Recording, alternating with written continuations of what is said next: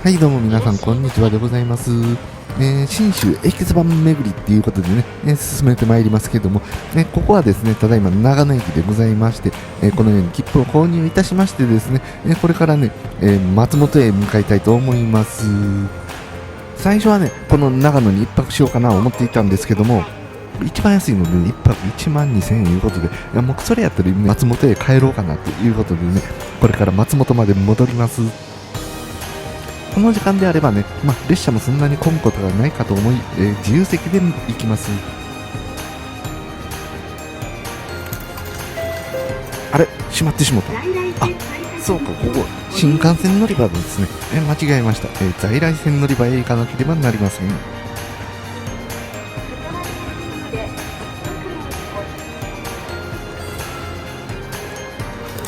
今度は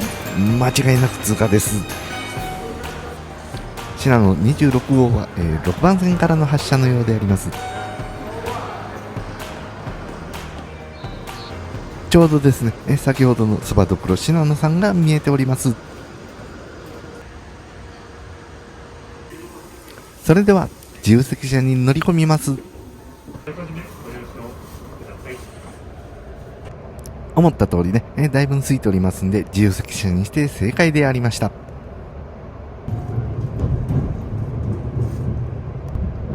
今日も特急信濃号をご利用いただきましてありがとうございます。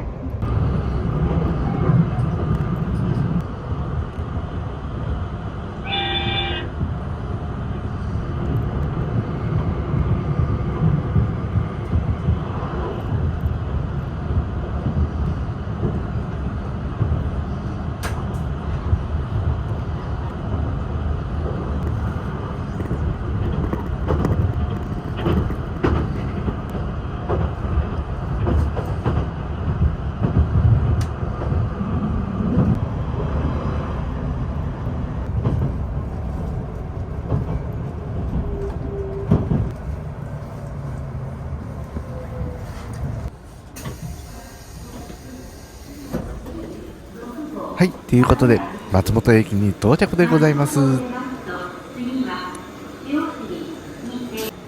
この松本駅にはですね、かつてはね2店舗駅そば店がございましてですね、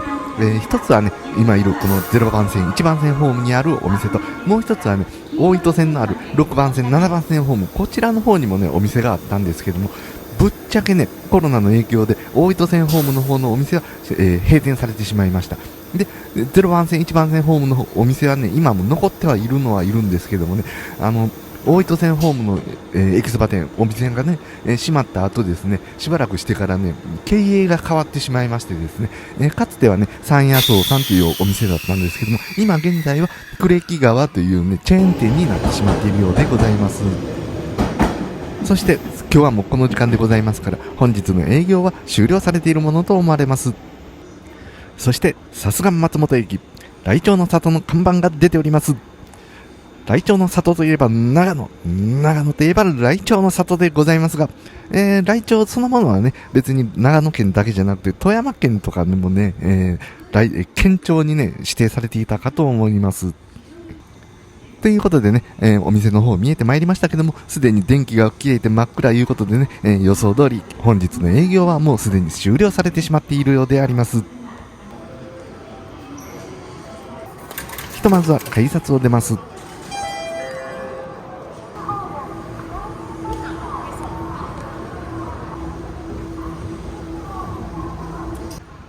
ということで松本駅までやってまいりました。で今日はですねこちら松本駅から目と鼻の先のホテル飯田屋さんに宿泊いたします。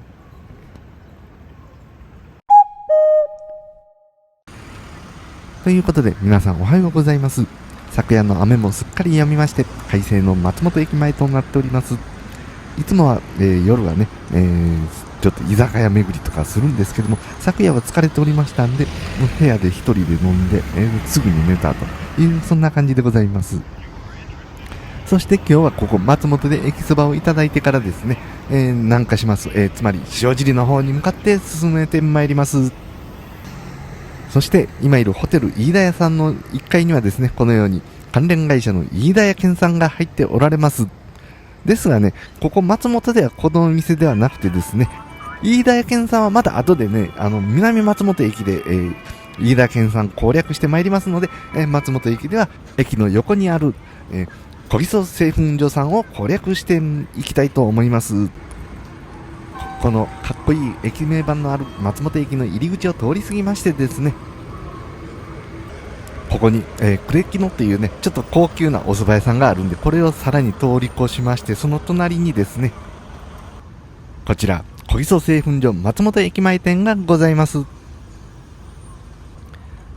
小木曽製粉所さんって言いますとね、お店結構ね、たくさん、あるチェーン店なんですけども、駅前にはあんまりないんでね、僕は今まで一度も入ったことないんですが、どうもですね、これ電気が消えてるんじゃないかということで、よくよく見てみますと、営業時間は10時半からいうことでね、まだ営業時間前なんで、お店まだ開いてませんでした。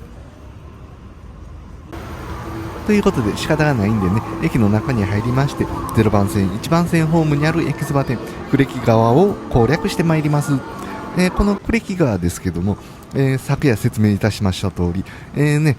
去年だったかな、一昨年だったかな、多分去年なんだけども、山野草さんから、呉木川いうお店に切り替わったというお店でございましてですね、先ほどね、駅の入り口の横にありました呉木のっていう高級なお蕎麦屋さんがありましたけども、お店の駅蕎麦屋さんという位置づけになるようでございます。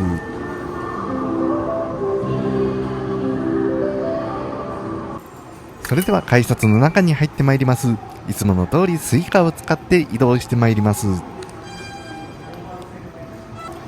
ここにあずさという駅弁店があるんですけどもね、先ほどの飯田屋健さんで作られたお弁当もこちらで販売されているということで、皆さんももしよろしければご利用になられてみてはいかがでしょうかということで、0番線1番線ホームに降りてまいります。この階段を降りたところにお店があります。ということで階段を降りまして、ちょうど後ろを振り向く形で U ターンしますと、呉木川松本駅店がございます。かつてはね、先ほども申しました通り、山野草さんという駅そば店でございましたが、今現在は呉木川となっております。こちらのお店ではざるそばにいたしました。僕は普段ね、あんまりざるそばは食べないんですけども、やっぱり信州いうことでね、一度はざるそばも食べとかなければいけないかなと思いましたんで、ざるそばにいたしました。盛りそばということで、こちらが注文いたしましたざるそばでございます。この四角いトレイがなんとも特徴的で、ここは信州だということを思い出させてくれます。それではいただいてまいります。さて、この盛りそばですけども、何がすごいかと言いますとね、おつゆなんですよ。おつゆの量がね、ちょろっとしかないんですけどもね、このおつゆがこの少ない分濃いのかな、それでいてね、この麺を入れると半分ぐらいしかね、おつゆに浸からないんですよ。ですからね、この麺の味とつゆの味がね、こう同時にガツンとくるいう感じでね、大変素晴らしい出来具合でございました。ただね、私普段信州そば食べてないんでね、信州そばがどういうものかちょっと知らないんですけどもね、関西ではもっとつゆの量が多いんですよ。で、つゆの量が多いからね、こう食べ進めるでしょ。そうするとね、つゆの味がどんどん薄くなっていくんでございますけど、このそばはそういったこともございませんでした。ということで、松本駅の呉木川松本駅店でございました。ごちそうさまでございました。それではですね、なんとなくかっこいい0番線ホームから発車いたします。10時30分発中津川駅普通に乗ってまいります。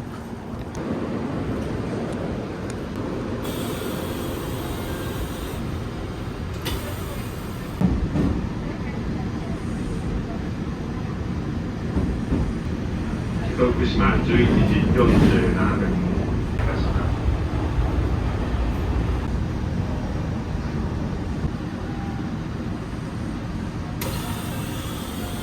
ということで、南松本駅に到着でございます。ですが、この駅名表、なぜか傾いております。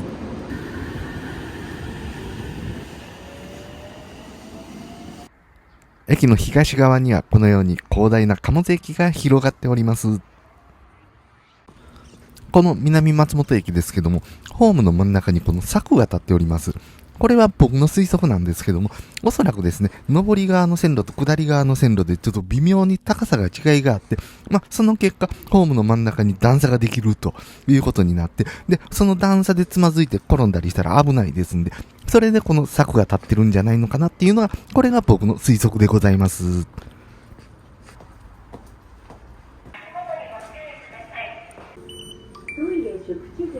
建て替えられてまだ真新しい駅舎であります。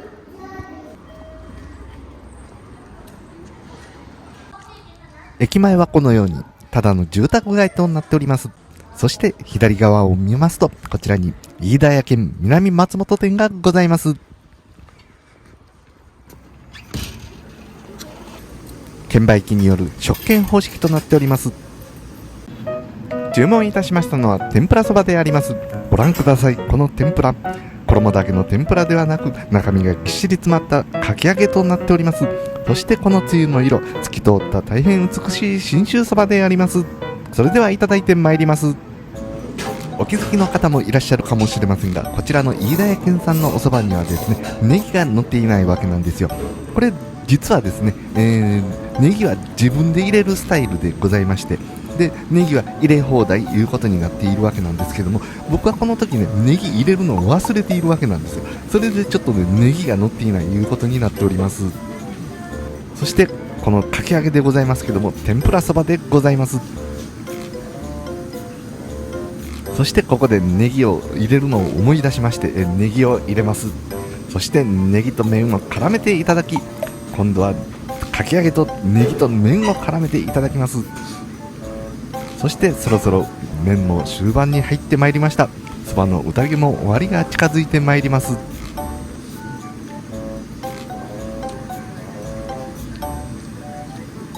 最後におつゆをいただきまして、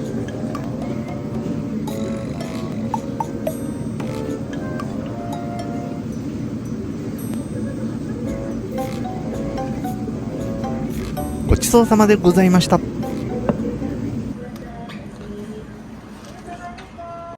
ということで、南松本駅前、飯田屋県南松本店でございました。ちなみにですね、天ぷらそばとは別にかき揚げそばというものもございまして、こちらの方はさらに大きな特大かき揚げが乗っているそうであります。それでは一度駅に戻りまして、列車の時刻を確認いたします。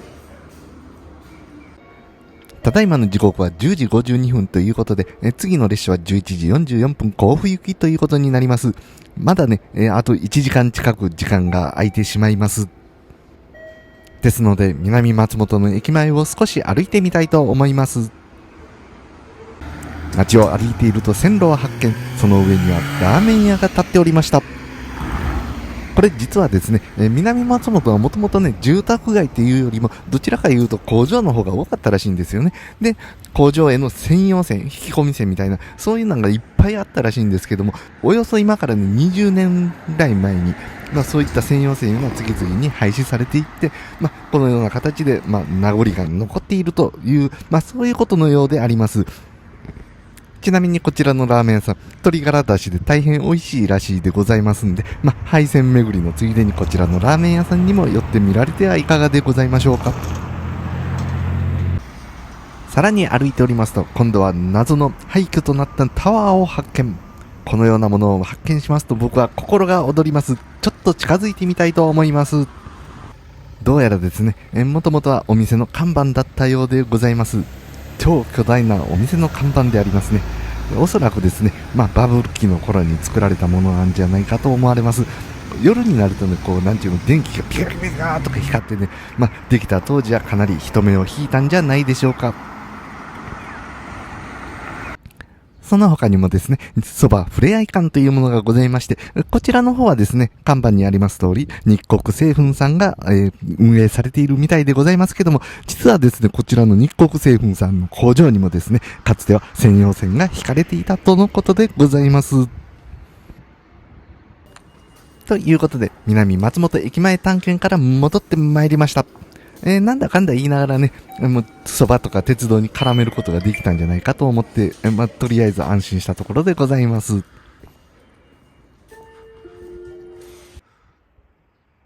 時間がたっぷり余っておりますんでね、ちょっと貨物用の機関車見たりとかですね、することがないんでね、信州の山々に囲まれながら自撮りをしてみたりしておりました。危険ですから黄色い線まで下がってお待ちください。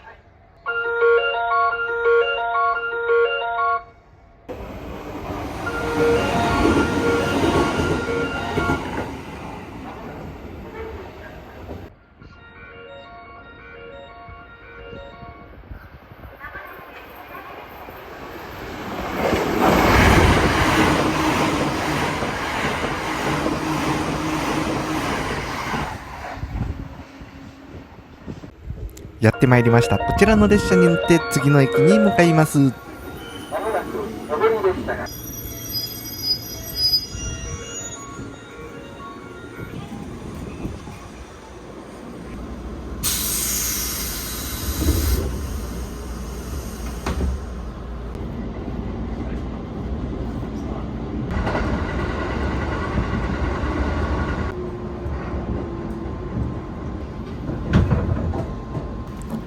はい、ということで村井駅に到着でございます。こちらの村井駅ですけども、実は駅そば店がございますが、残念ながらただいまですね、駅前の再開発工事中でございまして、その期間中はね、駅そば店が閉店されてしまうということで、ただいまね、お店の方は営業されておりません。確かね、工事が終わるのが、来年の2023年だったかな。ですんで、またね、来年以降またお店が再開されるかと思います。お店が再開されましたらね、松本駅前店と、こちら村井駅前店と、両方攻略して飯田屋県産をコンプリートしたいところでございます。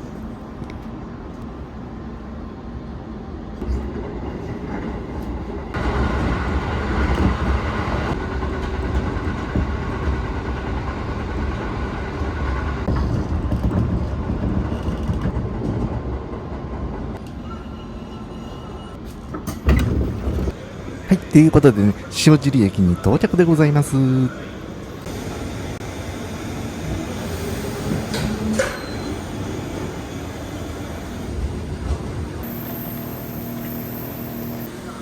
ですが、駅に降りると何やら騒がしいんですよね。で、なんだと、こちらの方に来ますとですね、何やら EH200 が止まってるわけなんですよ。これどういうことかと思ってよく見ましたらですね、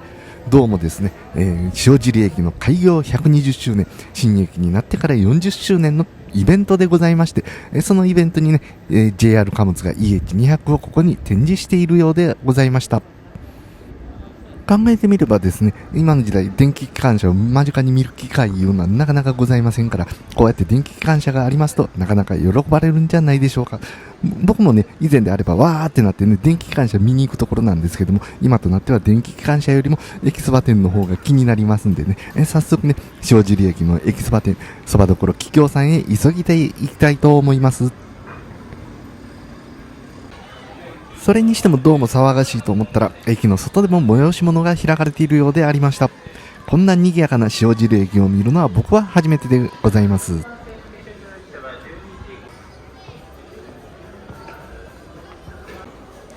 こちらがね、日本一狭い駅そば店の入り口でありますが、僕はね、狭いところで食べるのあまり好きではございませんので、一度改札の外へ出てですね、待合室側でそばを食べたいと思います。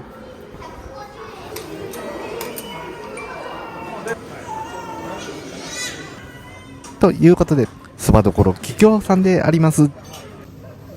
券売機はスイカが使えませんので、現金で購入いたします。注文いたしましたのはとろろそばであります。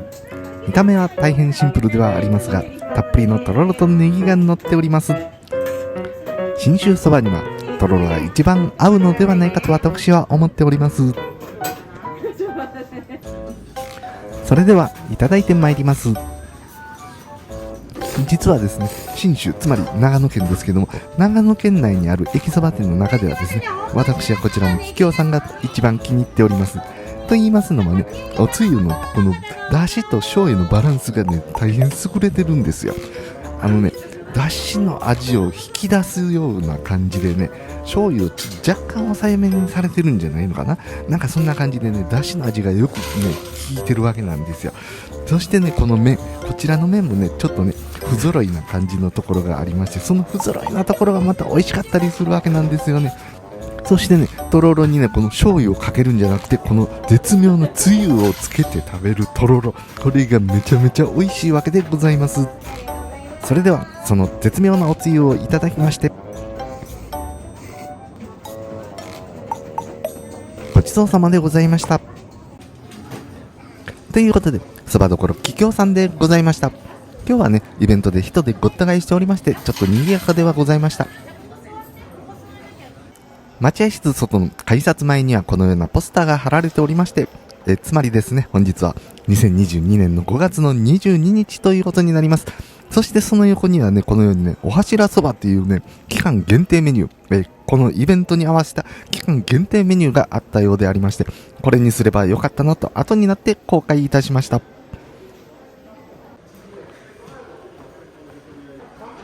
階段の途中にはこのような案内板があり、野辺地駅を思い出します。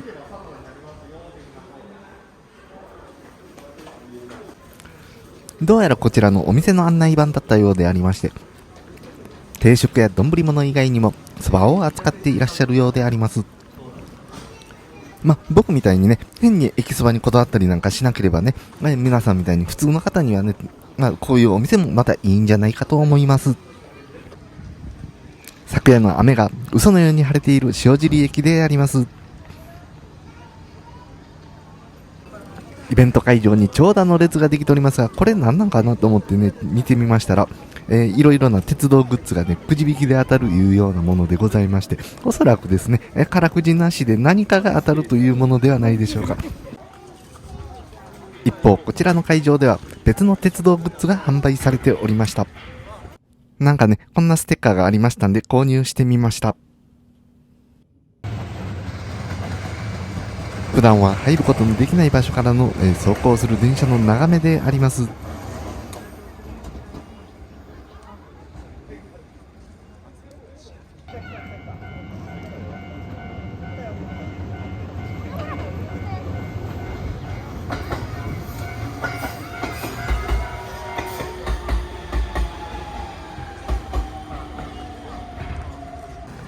その他にも、様々な屋台が出店されており、さながら祭りのようで、皆さん楽しそうに過ごしておられました。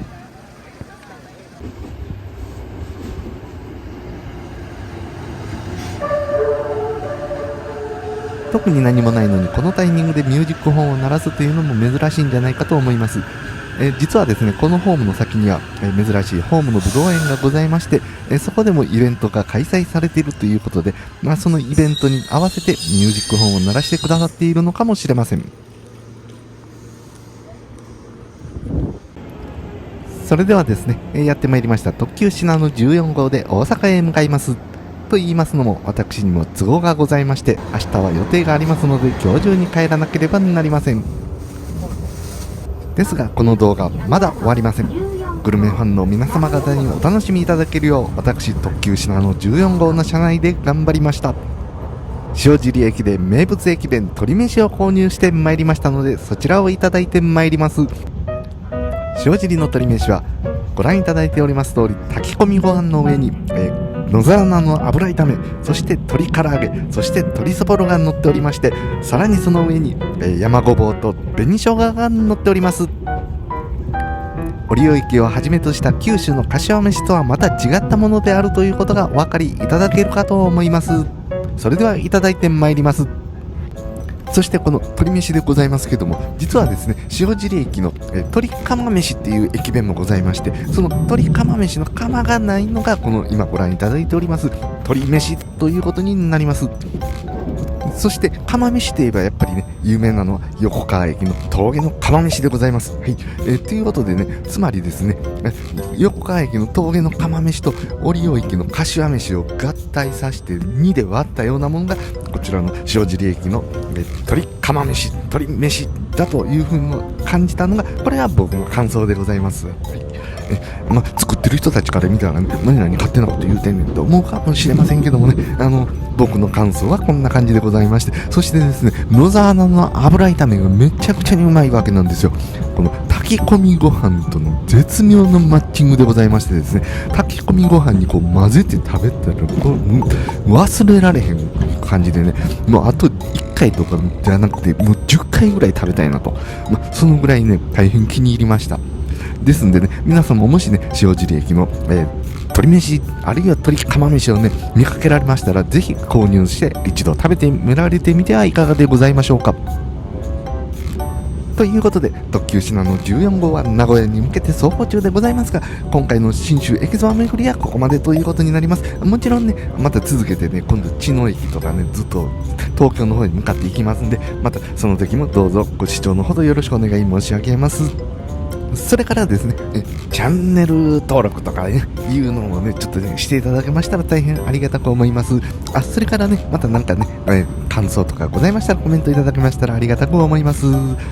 それでは最後までご視聴いただき誠にありがとうございました。